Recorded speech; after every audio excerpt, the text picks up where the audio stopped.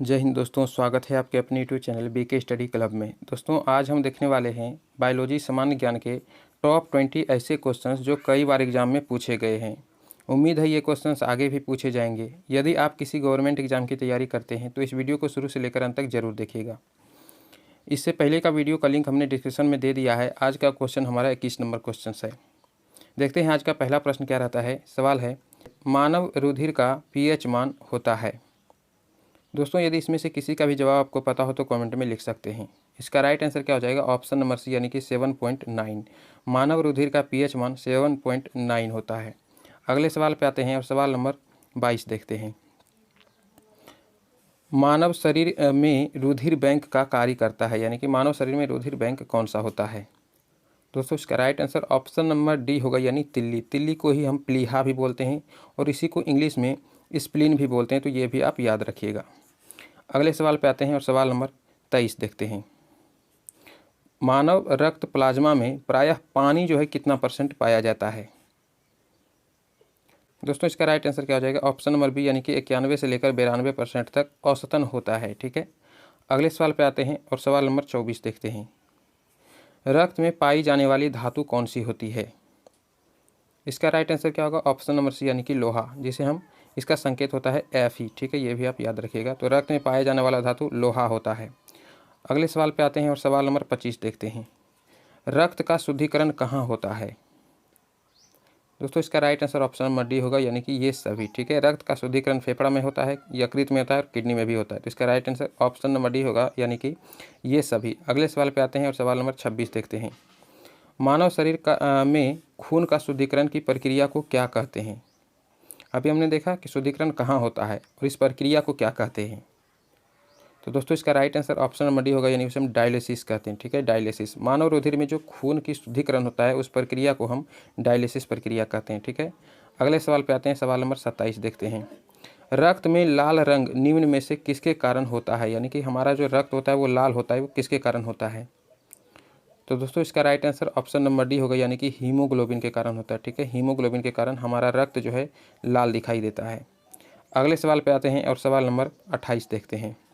Question number 28 है, haemoglobin में होता है, यानी हीमोग्लोबिन में क्या पाया जाता है?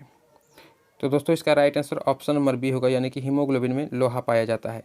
हमारे रक्त में क्या पाया जाता है? हीमोग्लोबिन। और हीमोग्लोबिन में क्या पाया जाता है? लोहा। यदि पूछे रक्त में क्या पाया जाता है तो भी लोहा, या हीमोग्लोबिन में क्या पाया जाता है तो लोहा। सारे क्वेश्चंस के जो आंसर है लगभग सेम है। इसका राइट आंसर क्या होगा? ऑप्शन नंबर बी यानी कि लोहा। अगले सवाल पे आते हैं और सवाल नंबर 29 देखते हैं। शरीर में हीमोग्लोबिन का कार्य है, यानी कि हीमोग्लोबिन का क्या कार्य है? हमारे शरीर में जो खून होते हैं उसमें जो हीमोग्लोबिन पाया जाता है उसका क्या काम है? तो दोस्तों इसका right answer option number D होगा, यानी कि ऑक्सीजन का परिवहन करता है। ठीक है, हमारे शरीर में जो खून पाया जाता है उसमें जो हीमोग्लोबिन होता है वो हमारे शरीर में ऑक्सीजन का परिवहन करता है। ठीक है, ऑक्सीजन का सूत्र क्या होता है? O2। ठीक है, याद रखिएगा। और अगले सवाल पे आते हैं। सवाल नंबर 30 है हमारा, हीमोग्लोबिन किसका महत्वपूर्ण घटक है? तो दोस्तों इसका right answer option number C होगा, यानी कि आरबीसी का घटक है। ठीक है, आरबीसी को हम एरिथ्रोसाइट्स भी बोलते हैं, साइंटिस्ट की भाषा में एरिथ्रोसाइट इसको बोला जाता है। और इसका फुल फॉर्म क्या होता है? Red blood cell. ठीक है, रेड ब्लड सेल भी बोला जाता है, या इसका वैज्ञानिक भाषा यानी वैज्ञानिक नाम एरिथ्रोसाइट भी है, या इसे हम आरबीसी भी शॉर्ट रूप में बोल सकते हैं। तो हीमोग्लोबिन का महत्वपूर्ण घटक क्या हो जाएगा? आरबीसी। ठीक है, अगले सवाल पे आते हैं और सवाल नंबर 31 देखते हैं। कौन सी रक्त वाहिकाएँ साफ रक्त फेफड़ों से हृदय में ले जाती है? यानी कि साफ रक्त, शुद्ध रक्त को जो है फेफड़े से हृदय में ले जाती है। तो दोस्तों इसका right answer option number B हो गया, यानी उसे हम फुफ्फुस शिरा कहते हैं। वैसे तो शिरा में जो है अशुद्ध रक्त हमेशा बहता है, लेकिन शुद्ध रक्त यदि पूछ दे तो ये हमारा फुफ्फुस शिरा हो जाएगा। ठीक है, अगले सवाल पे आते हैं और सवाल नंबर 32 देखते हैं। सवाल है, निम्न में से किसकी सहायता से रक्त जो है रक्त द्वारा ऑक्सीजन ले जाया जाता है? निम्न में से किसकी सहायता से रक्त द्वारा ऑक्सीजन ले जाया जाता है?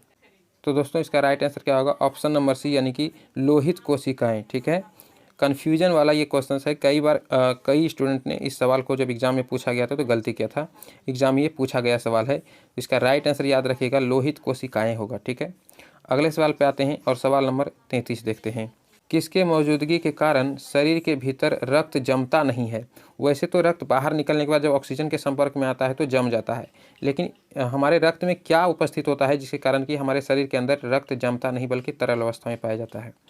तो दोस्तों इसका राइट आंसर होगा ऑप्शन नंबर बी यानी कि हेपेरिन के कारण। ठीक है, हमारे शरीर के जो ब्लड होते हैं उसमें हेपेरिन नामक तत्व पाया जाता है जिसके कारण जो है हमारे शरीर में ब्लड जो है जमता नहीं है। तो याद रखिएगा इसका राइट आंसर क्या होगा, ऑप्शन नंबर बी यानी कि हेपेरिन। ठीक है, अगले सवाल पे आते हैं और सवाल नंबर 34 देखते हैं। मानव शरीर का रक्त बैंक कहलाता है, यानी कि मानव शरीर के यानी हमारे शरीर जो होता है उसमें रक्त बैंक के नाम से हम किसे जानते हैं। तो दोस्तों इसका right answer option number A होगा यानी कि प्लीहा। अभी हमने बताया प्लीहा को ही क्या कहा जाता है, तिल्ली, और तिल्ली को ही क्या कहा जाता है, स्प्लीन। तो इसका 3 नाम है, याद रखिएगा। अगले सवाल पे आते हैं और सवाल नंबर 35 देखते हैं। रुधिर के प्लाज्मा में निम्न में से किसके कारण एंटीबॉडी निर्मित होती है। तो दोस्तों इसका right answer option number A होगा यानी कि लिम्फोसाइट के कारण। हमारे शरीर के जो प्लाज्मा होता है उसमें लिम्फोसाइट के कारण एंटीबॉडी जो है उसका निर्माण होता है। अगले सवाल पे आते हैं और सवाल नंबर 36 देखते हैं। लाल रक्त कणिकाएँ किस नाम से जानी जाती है। अभी हमने बताया था, इसका राइट आंसर क्या होगा, ऑप्शन नंबर डी यानी कि एरिथ्रोसाइट। ठीक है, इसी को हम क्या बोलते हैं, RBC यानी कि रेड ब्लड सेल, यानी कि इसको हिंदी में क्या बोलेंगे, लाल रक्त कोशिकाएं या लाल रक्त कणिकाएं। यहाँ भी लिखा हुआ है, ये भी हो जाएगा, और इसका साइंटिस्ट नाम क्या हो जाएगा, वैज्ञानिक नाम एरिथ्रोसाइट। ठीक है, अगले सवाल पे आते हैं और सवाल नंबर 37 देखते हैं। लाल रक्त कणिकाएं कहाँ उत्पन्न होती है, मतलब कहाँ बनते हैं। कई तरह से क्वेश्चन पूछ सकते हैं। इसका राइट आंसर क्या होगा, ऑप्शन नंबर बी यानी कि अस्थि मज्जा में। ठीक है, लाल रक्त कोशिकाएं जो होती है वो उसका निर्माण कहाँ होता है, तो हमारे अस्थि मज्जा। अस्थि मज्जा यानी कि हमारा जो हड्डी होता है और इसमें जालीनुमा आकार का झिल्ली पाया जाता है, इसी में जो है लाल रक्त कोशिकाओं का निर्माण होता है। इसे हम क्या बोलते हैं, अस्थि मज्जा बोलते हैं। इस झिल्ली को ही क्या बोलते हैं, अस्थि मज्जा। तो राइट आंसर क्या होगा, लाल रक्त कोशिकाओं का निर्माण अस्थि मज्जा में होता है। अगले सवाल पर आते हैं, सवाल नंबर 38 देखते हैं। 38 नंबर सवाल है, निम्न में से किसको RBC का कब्रिस्तान कहा जाता है, यानी कि रेड ब्लड सेल को का कब्रिस्तान किसे कहते हैं, यानी कहाँ जाके ये रेड ब्लड सेल मर जाता है। तो दोस्तों इसका राइट आंसर क्या होगा, ऑप्शन नंबर ए यानी कि प्लीहा में जाकर मरता है। तो प्लीहा को हम क्या बोलते हैं, अभी हमने देखा था, इसे ब्लड बैंक भी बोलते हैं। और RBC का कब्रिस्तान या RBC मरता भी कहाँ है, तो प्लीहा में जाके मरता है। ठीक है, अगले सवाल पे आते हैं और सवाल नंबर 39 देखते हैं। निम्न की लाल रक्त कोशिकाओं में होगा, निम्न में लाल रक्त कोशिकाओं का जीवन काल कितना होता है। तो दोस्तों इसका right answer option number B होगा यानी कि 120 दिन। ठीक है, लाल रक्त कोशिकाओं का निर्माण कहाँ होता है, हमारे अस्थि मज्जा में, और अस्थि मज्जा में निर्माण होने के बाद 120 दिन के बाद ये मर जाता है। और कहाँ जाकर मरता है, तो प्लीहा में यानी कि स्प्लीन में। स्प्लीन को हम क्या बोलते हैं, लाल रक्त कोशिकाओं का कब्रिस्तान बोलते हैं। ठीक है, अगले सवाल पे आते हैं और सवाल नंबर 40 देखते हैं और लास्ट सवाल है ये। सर्वप्रथम रक्त परिसंचरण तंत्र का अध्ययन किसने किया था। बहुत इंपॉर्टेंट सवाल है। इसका राइट आंसर क्या होगा, ऑप्शन नंबर बी यानी कि हार्वे। इसका पूरा नाम क्या है, विलियम हार्वे। ठीक है, विलियम हार्वे, याद रखिएगा। सर्वप्रथम जो है रक्त परिसंचरण तंत्र का अध्ययन या खोज बोल दें तो हार्वे ने यानी कि विलियम हार्वे ने किया था। ठीक है, तो दोस्तों उम्मीद करते हैं आपको आज का क्लास पसंद आया होगा। अगर आपको आज का क्लास पसंद आया हो तो इसे एक लाइक जरूर कीजिएगा और अपने दोस्तों के बीच इसे शेयर भी जरूर कीजिएगा।